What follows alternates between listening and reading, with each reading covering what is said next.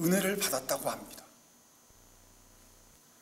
이렇게 은혜를 받았다고 어느 집회에 참석해서 예배를 드리다가 신앙생활하는 도중에 은혜를 받았다고 합니다. 그래서 은혜를 받고 저들의 삶이 변해요. 예수를 믿고 하나님의 기적을 체험합니다. 하나님의 사랑, 하나님의 능력, 하나님의 놀라운 역사를 체험한단 말이에요. 그리고 막 간증을 해요.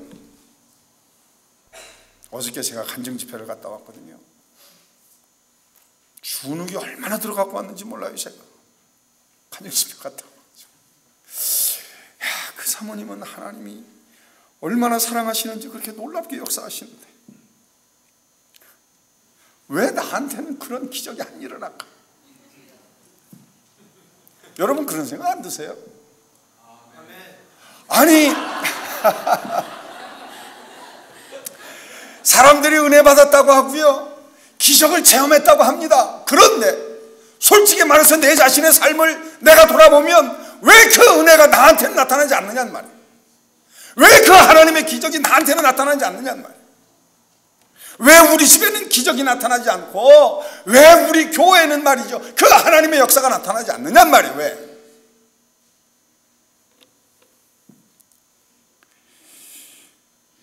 제가 우리 오레곤 선교교회에 부임했을 때 우리 장로님께서 저희 이곳을 설명해 주시던 말씀이 제가 정말 잊혀지지가 않아요. 이곳은 미국에서 가장 살기 좋은 도시 중에 하나로 꼽히는 곳입니다. 강력범죄가 없어서 안전한 곳입니다. 지진이 없고요, 허리케인이 없습니다.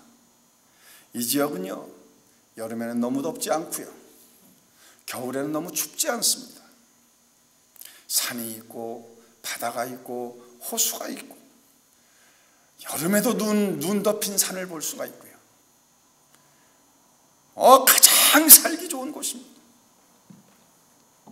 그런데 동시에 이곳은 미국에서 영성이 가장 뒤떨어진 도시입니다. 저한테 그렇게 말씀을 하십니다.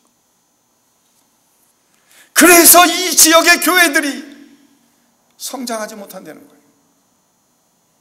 교회들마다 조금 성장할 만하면 문제가 생기고 말이죠. 그게 분열하고 말해요. 60개가 넘는 한인교회가 있고요, 우리 교회연합회에 소속된 교회만도 40교회가 넘는 교회가 소속이 되어 있는데 그 중에 대형교회가 나오지 않고 있단 말이죠. 왜 그럴까? 지금 여기에 2만 5천, 이 포틀랜드에 2만 5천의 사람이 살고, 한인이 살고 있다는데 1000명 교회가 왜 아직도 안 나올까? 이유가 여러 가지가 있겠죠. 그 중에 하나가 이 지역의 그런 영성에 기인하는 것일 수도 있다, 그런 말씀을 하시더라고요. 만약에 이 포틀랜드 지역이 정말 그 옛날 예수님이 능력을 행치 않으셨던 갈릴리와 같은 그런 곳이라면, 나사렛과 같은 그런 곳이라면, 그래서 이 지역이 사탄의 역사만 가득할 뿐 하나님의 능력이 나타나지 않는 그런 곳이라면, 이곳이 살기는 좋은 지역일런지 몰라도 영적으로는 얼마나 불행한 도시냔 말이에요.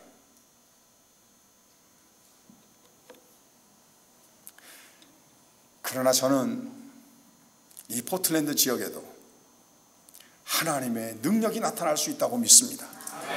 이 지역에 살고 있는 모든 영혼들이 깨어서 주님의 능력을 보고 주님의 영광을 체험하고 하나님의 영광을 위해 살아가는 믿음의 도시, 신앙의 도시가 될 수 있다고 저는 믿습니다. 그러면 어떻게 해야 그렇게 될 수 있느냐? 저는 그 해답을 오늘 우리가 읽은 이 본문 말씀에서 찾을 수 있다고 생각을 해요. 그렇다면 이제 해답을 찾으려면 왜 예수님의 능력이 거기서 나타나지 않았는가, 그걸 우리가 좀 봐야 되지 않겠어요? 그 이유를 한 3가지 얘기를 할 수 있을 것 같아요. 첫째는요, 예수님께서 나사렛에서 왜 기적을 행하지 않으셨는가?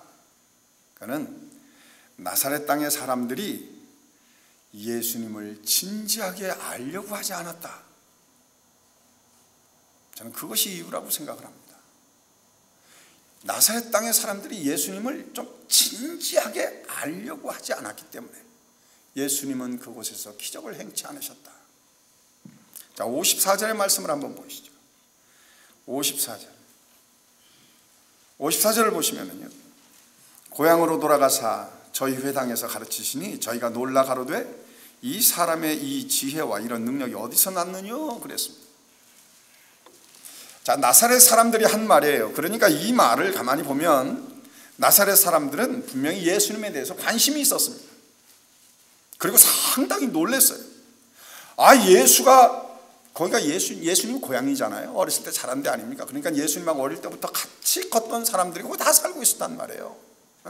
그러니까 우리와 함께 살았던 저 예수가 지금 가만 보니까 말이죠, 엄청난 말을 하고 있거든요. 그러니까 저 예수가 도대체 저런 지혜를 어디서 얻었느냐, 저런 학식을 어디서 얻었느냐, 저런 능력을 어디서 얻었느냐. 가버나움에서 듣자니까 가버나움에서 막 엄청난 역사를 일으켰다는데 그런 능력을 도대체 저 예수라는 저 사람이, 우리하고 옛날에 같이 컸던 그 사람이 맞는데 그 사람이 저런 능력을 어디서 얻었느냐.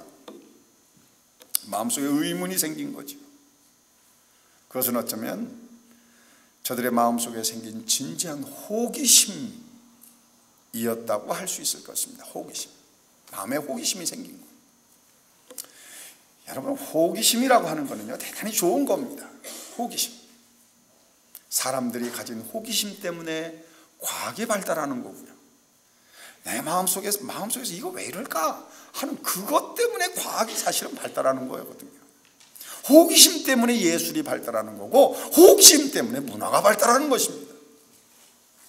그리고요, 살아있는 사람은 마땅히 호기심을 갖게 마련입니다. 건강한 사람은요, 호기심이 있어요. 예컨대 청소년들을 한번 생각해 보십시오. 청소년, 여기 계신 분들 다 청소년 시절을 거쳐오셨지요. 청소년이 되면요, 이성에 대해서 눈을 뜨기 시작을 합니다. 호기심을 갖기 시작을 해요. 남자는 도대체 어떤 존재일까? 아마 점잖게 얘기해서 여자는 도대체 이런 호기심 갖잖아요. 안 가지시나요? 나만 갖나?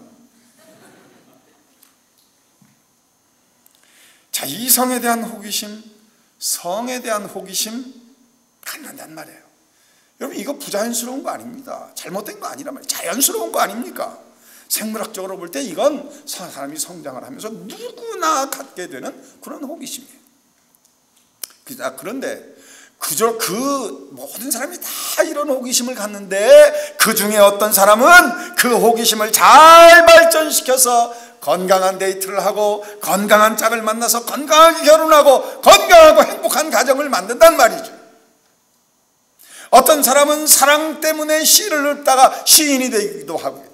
어떤 사람은 사랑하는 사람을 위해서 노래를 부르다가 말이죠, 그래서 음악가가 되기도 하고. 이처럼 건강한 호기심은 우리에게 아주 생산적인 결과를 가져올 수 있습니다. 그러나 어떤 청소년은 성에 대한 호기심이 이게 말이죠, 이게 아주 부자연스럽게 이게 발전이 돼가지고 포르노에 빠진다든지 음란한 잡지, 음란한 비디오 이런 것에 빠져서 결국은 성도착적인 환자가 되어버리는